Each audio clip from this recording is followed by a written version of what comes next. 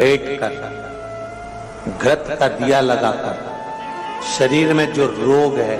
उसका स्मरण कर कर शंकर जी से विनय कर कर, हे भोलेनाथ, आपने शुक्र देवता को संजीवनी मंत्र दिया है,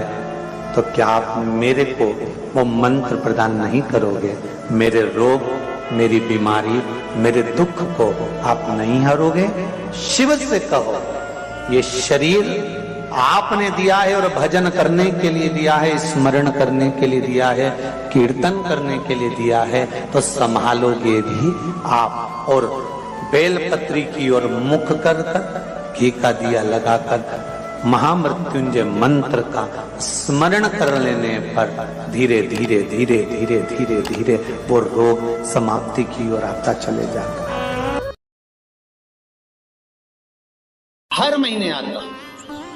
जब आपके हृदय में कभी कोई बात आ जाए कि बाबा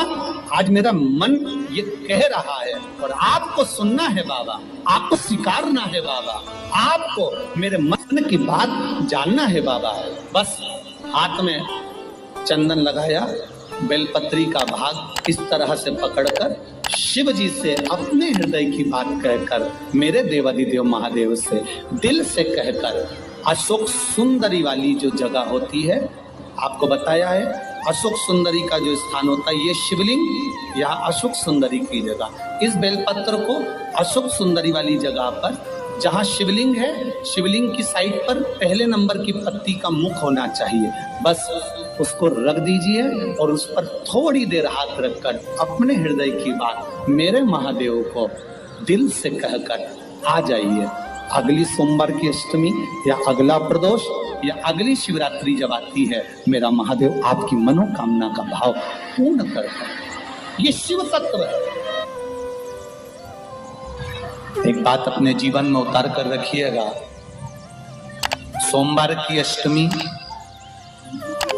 शिवरात्रि या सोमवार, प्रदोष,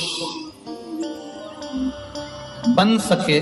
तुम्हारे पास में शिवालय हो या बेलपत्री का वृक्ष हो, वहां दीप दान अवश्य करना चाहिए। अब एक बात का स्मरण आपको रहे थोड़ा सा, अगर किसी कामना के वश अगर हम दीप लगा रहे हैं या हमारे मन में कोई भाव उत्पन्न है और हम बाबा से कहना चाहते हैं कि बाबा मेरा ये कार्य है आप पूर्ण करिएगा, तो फिर शिव मंदिर में भी लंबी बाती का दीप आप प्रदोष या सोमवार की अष्टमी या सोमवार या आप शिवरात्रि को बाबा से निवेदन कर कर लगा सकते। हाँ, विशेष जब कोई एक बहुत बड़ी बात हो और आपके कार्य में कहीं अटकल हो रही हो, तो एक ही दीप में दो बाती, शिव और शक्ति, लंबी बाती बनाई, शिव और शक्ति के नाम से दो बाती एक साथ एक दीप में भी लगा सकते। पर कब? जब विशेष कोई आपका कार्य हो और वो अटक रहा हो, विशेष कोई कार्य, और आप बाबा से प्रार्थना कर रहे हो, तो दो बाती का भी प्रयोग आप कर सकते हो। ऐसे शिव तत्व। शंकर भगवान को धतूरा कब चढ़ाना चाहिए उसका विशेष ध्यान रखें। जैसे शिवरात्रि है, प्रदोष है, या सोमवार है, या कोई विशेष आपका उत्सव है, तो आप शिव जी को धतूरा चढ़ा सकते। या विशेष कोई बीमारी ऐसी लग गई है या विशेष कोई तकलीफ ऐसी हो गई है, अगर कोई बीमारी ऐसी हो गई कि वो समाप्त नहीं हो रही, बड़ी बड़ी तकलीफ, मतलब एक बार दवाई अगर चालू हो गई तो दवाई बंद ही नहीं हो रही है, तो उसके लिए आपको 3 जगह पर जल चढ़ाना प्रारंभ कर दो। मात्र एक हफ्ते से ज्यादा चढ़ाना भी नहीं पड़ेगा। जैसे एक हफ्ते आप टेबलेट लेते हो, गोली लेते हो, एक हफ्ते चढ़ाना प्रारंभ कर दो। सबसे पहले बेलपत्री के पेड़ के नीचे क्या करना है,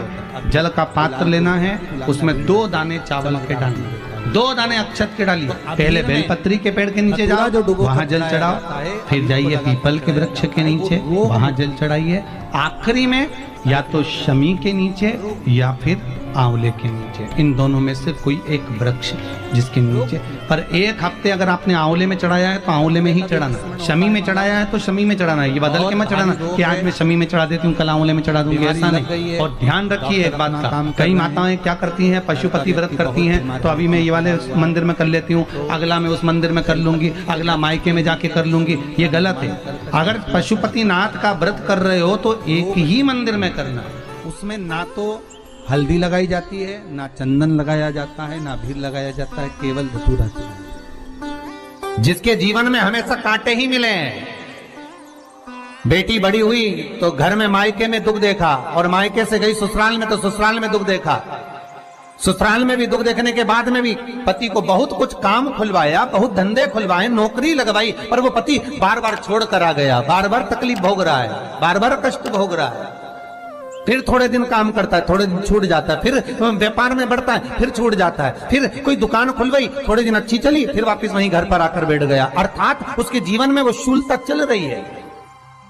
तो बाबा देवाधिदेव महादेव कहते हैं, ये 3 घड़ी 3 पल 3 नक्षत्र 3 समय 3 दिन में जो शूल मुझे समर्पित करता है, उसके जीवन से मैं शूल हटा देता हूं।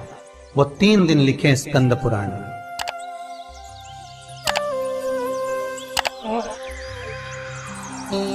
महाराज, बैसाख महीने में जो प्रदोष आती है, बैसाख के महीने में बहुत ध्यान से सुनना भाई, जो अपनी जिंदगी से बहुत तंग आ गए हो, परेशान हो गए हो, कष्टमय जीवन जी रहे हो, बहुत दुखी हो गए हो, उनके लिए ये स्कंद पुराण का चरित्र फिर मिले ना मिले, आप प्रेम से सुनिए भाव से। पहला, बैसाख महीने की प्रदोष, चाहे वो शनिचरी प्रदोष हो, चाहे रविवार की हो, सोमवार की हो, मंगल की हो, बुधवार की हो, गुरुवार की हो, शुक्रवार की हो, शनिवार की हो, कोई भी वार की हो, पर बैसाख महीने की प्रदोष,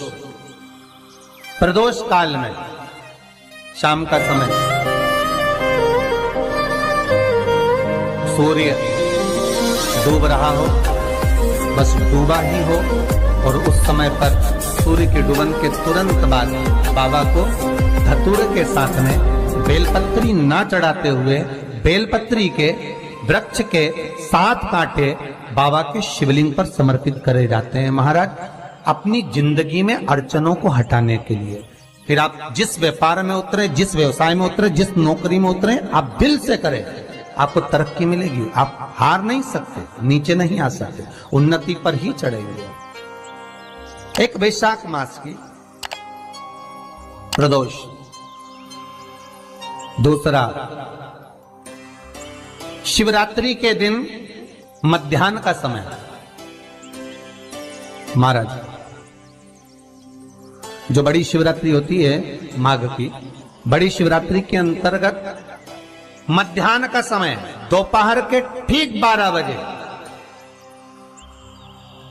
चाहे फिर वो कोई भी दिन हो महाराज, शिवरात्रि जिस दिन पड़ रही हो,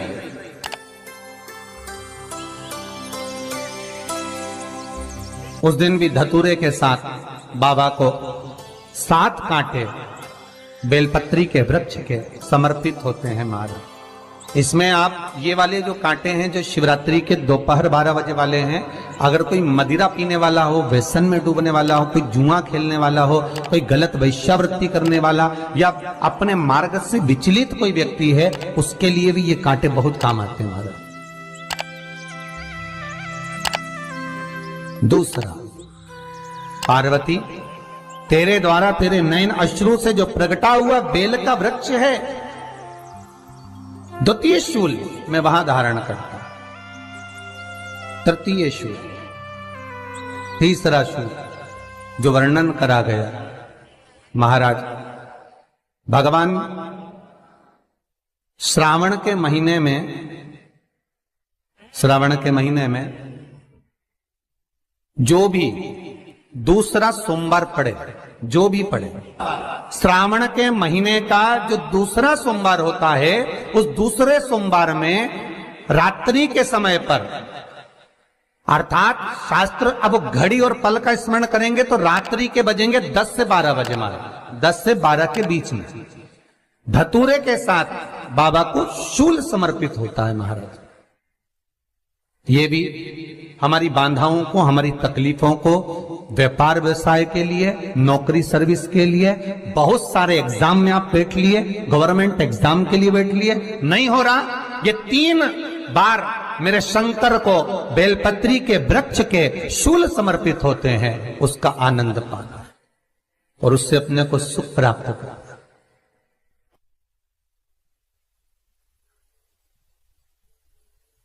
कि बाबा भोलेनाथ जी के नयन अश्रु से जो प्रकट हुआ वो रुद्राक्ष का पौधा है, माता पार्वती के नयन अश्रु से जो प्रकट हुआ वो बेलपत्री का पौधा है, और उमा और महेश, जिस महेश के वंशज हैं महेश्वरी,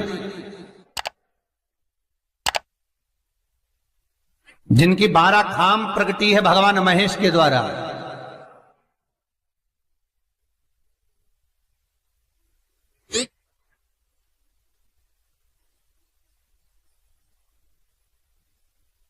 वो महेश और उमा और महेश का जो चरित्र है कि उमा और महेश का जब प्रागट्य हुआ, उमा और महेश जब दोनों आनंद में विभोर होकर जब चलते हैं और दोनों के बैठने से तप मुद्रा से जो पौधा उत्पन्न होता है वो शमी का पौधा है।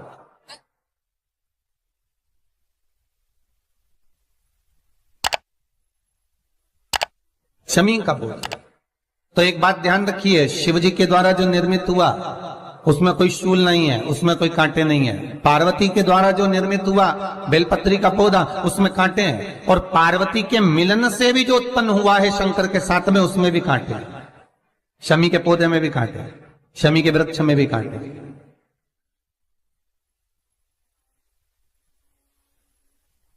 तो पार्वती जी स्कंद पुराण में प्रश्न कर रही हैं भोलेनाथ जी से कि प्रभु मुझे ये बताओ कि आपके द्वारा जो निर्मित हुआ उसमें शूलता नहीं है, पर मेरे द्वारा जो निर्मित हुआ उसमें शूल क्यों आया है, उसमें कांटा क्यों आया है? थोड़ा सा माताओं, मेरी जीजियों, आपको थोड़ा बुरा तो लगेगा इस प्रसंग को सुनकर, पर लग जाए, पर आज कथा निकली है तो सुन लो है कि शिवजी जिस रुद्राक्ष को उत्पन्न कर रहे हैं उसमें शूलता नहीं है, पर पार्वती जी जो संग में मिली हैं उसमें भी शूलता है, और पार्वती के द्वारा जो प्रकट हुआ बेलपत्र उसमें भी शूलता है। तो भगवान महादेव बोलते हैं, पार्वती मैं तुझे कुछ कहूं और कहने पर तुझे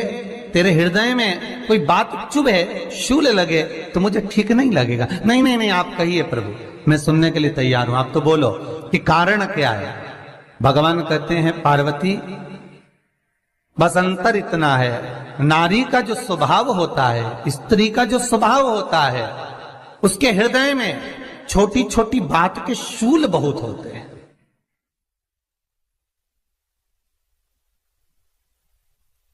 जेठानी ने ये कह दिया,